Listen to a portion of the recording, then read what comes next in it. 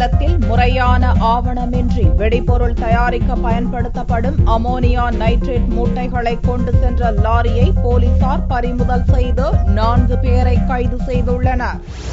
சேலம் மாவட்டத்தில் இருந்து வெடிபொருள் தயாரிக்க பயன்படுத்தப்படும் அமோனியம் நைட்ரேட் முறையான ஆவணங்கள் இன்றி முறைகேடாக விற்பனை செய்யப்படுவதாக கியூ பிரிவு போலீசாருக்கு தகவல் கிடைத்தது.